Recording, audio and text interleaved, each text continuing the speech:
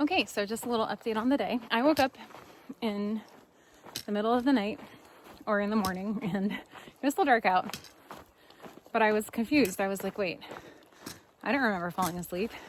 I checked my phone for the time and it was 3:15 and I had meant to set my alarm for 1:45 and I was like, wait, how could that be? How could I have forgotten?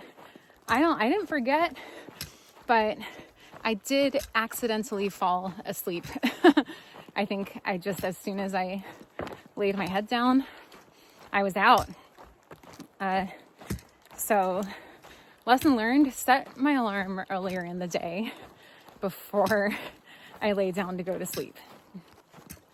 So I got ready faster than I've ever gotten ready, and it still took me half an hour. I was hiking by 3:45, 3:50, and I was trying not to panic or get too frustrated with myself. It could have been worse. I could have slept until 5 or until 7, but I still woke up at a pretty early time, and I had 43 miles, 43.1 to get to Timberline. So I'm thinking, okay, I can still do this. It might just be a really late night. So I was a little upset, but I don't know. Oh, sorry, my itch. But lucky me, the trail today has been just like super easy. It's been mostly flat, soft dirt, no blowdowns, maybe like one. And I'm just making incredible time for me. And midway into the morning, I bumped into another hiker. Their name was Finn. And we just like clicked and had the best conversation, and the miles just flew by. So it's been an awesome day. And some days 43 miles, I mean, that could take me 17 hours, 18 hours, 19 hours. I mean, it just depends on the terrain. But today, I keep kind of predicting my time. And I'm like, I think I've been pretty steadily on pace for a 6:30 p.m. arrival, which is just so fast compared to the pace I have been hiking. So the terrain really helps. I'm sure I'm also just motivated. Like I probably just starting the day panicked, probably made me like walk faster than usual. But I knew that adrenaline wouldn't last all day. But I found a pretty good rhythm. I think there's definitely a climb because the hotel is on a mountain toward the end of the day. So like I'm guessing 6:30 will not happen because the terrain isn't gonna stay flat, and inevitably I'm gonna take breaks. But I've been really keeping the breaks minimal so far and just stopping only for as long as I need. I'm not like sitting down really and resting. And I like, even if I get in before 9 o'clock, that would be amazing. But at this point, I feel optimistic that I could make it by like 7 or 7:30, and anything earlier than that is just a plus bonus. And I just, all I want is a hot meal and to do my laundry, and sleeping in a bed is like, I'm totally comfortable in my tent. Sleeping in a bed is just like a nice bonus. And then the breakfast buffet doesn't start until 8. So as nice as that sounds, I do want to, I really care about finishing as fast as I can, just for the challenge. So I will probably skip the breakfast. I wish I could pass it on to another hiker, but I don't think that's allowed. But I'll at least get like a good night of sleep and hot coffee in the morning, which is plenty to keep me happy. I also need to, I'm assuming I didn't send myself enough food. So if there's a place in the lodge to buy food, I will do that too. So overall, I couldn't have asked for things to go any better. Hopefully the pattern continues.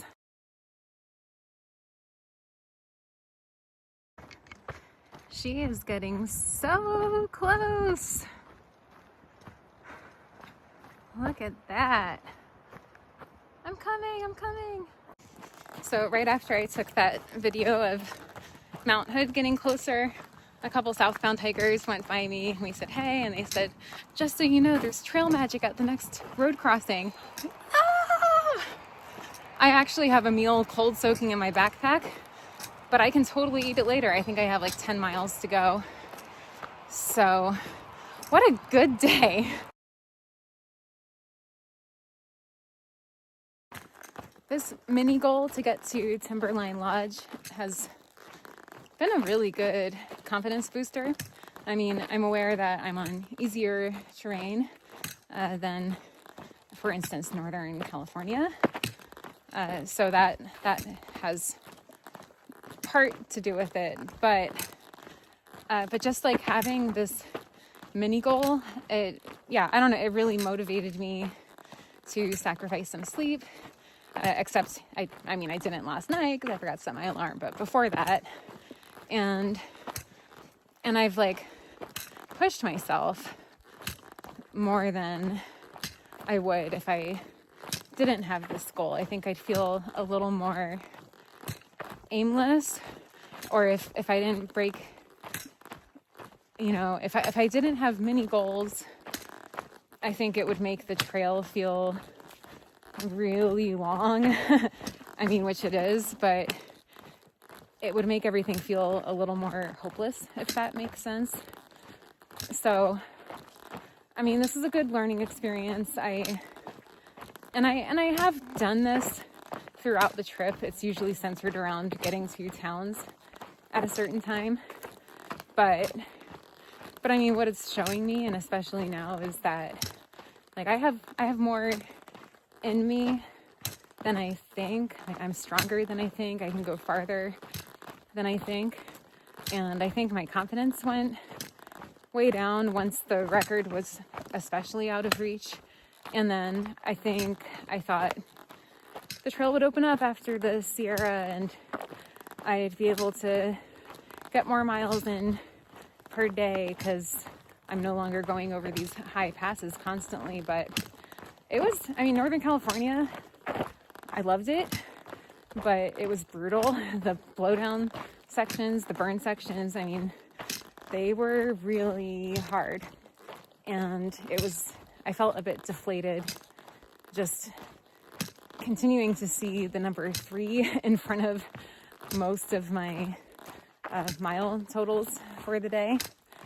And that's still happening, but I at least have been hiking mostly high 30s and some low 40s in Oregon. But I don't know. I think this has getting to Timberline Lodge, knock on wood, I'm not there yet, but I've been making very good time.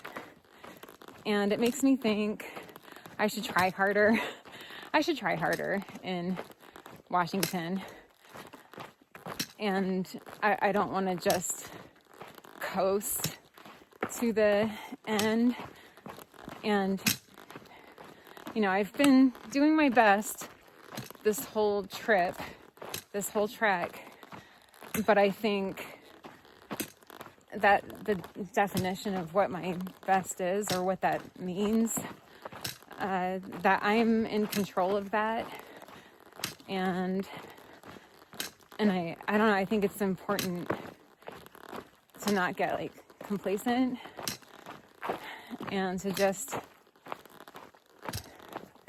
keep striving, keep pushing, and for no other reason than just simply wanting to. And that hasn't changed since you know, I planned this hike in the first place. Going into it, it's always been about doing my best. But part of doing your best is expanding your comfort zone. And that's something I'm always working on, and something that can always be improved. And I think, you know, for instance, when, you know, one of the world's best runners, Kipchoge, says, you know, we are, like, humans are unlimited. You know, I think that's what he means. I mean, we are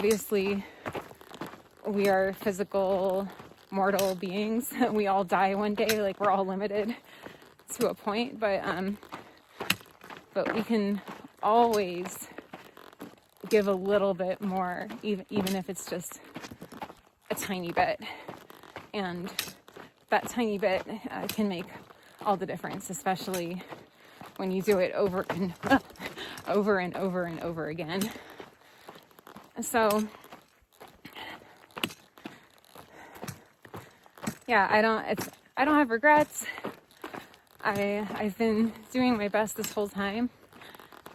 You know, I wish current me could go to past me in Southern California and share a bunch of wonderful advice, but that's not how this works. And I don't plan on hiking the PCT again, at least as a through hike, and at least not for a long time. I mean,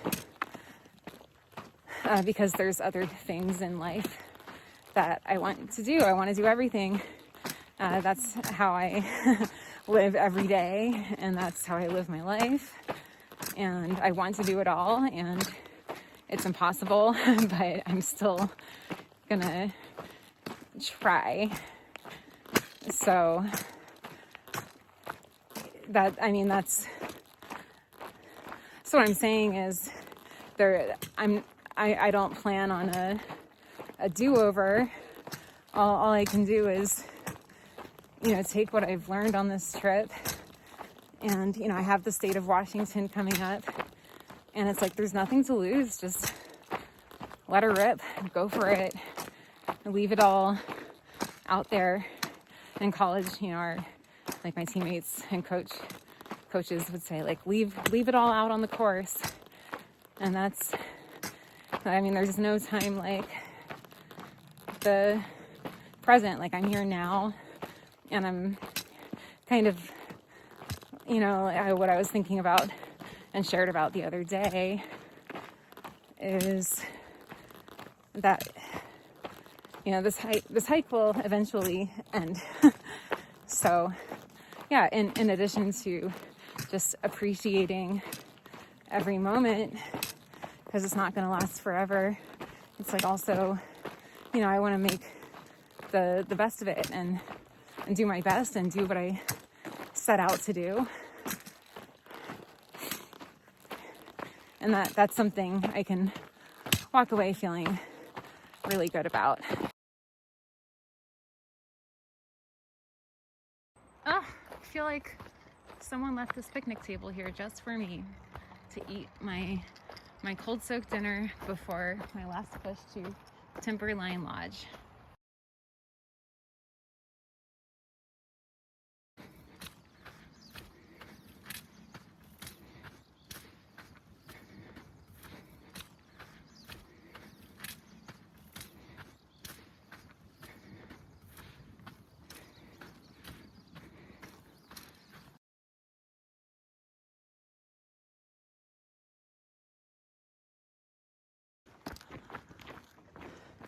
There she is.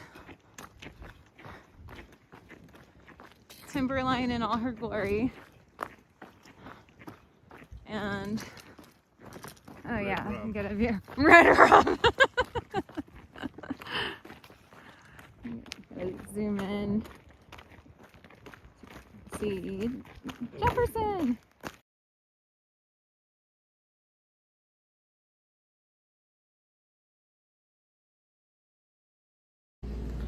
I'm here at the Timberline Lodge, and my resupply package is locked in a room in another building that's not going to be open until 9 a.m.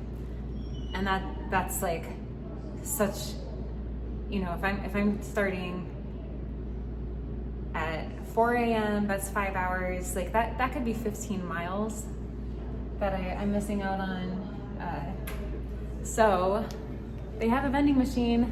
I am stocking up in the vending machine and paying an exorbitant amount of money for the food that is in here, but they actually have Cliff Bars, and it's the only flavor that I like: peanut butter crunch and Red Vines and Sour Patch Kids, Butterfinger bars, Cheetos, and I found some ramen noodles in the hiker box, and I have a little bit of food left over, so I just need enough to get me 50 miles to Cascade Locks. So I think I can make it work, but wow.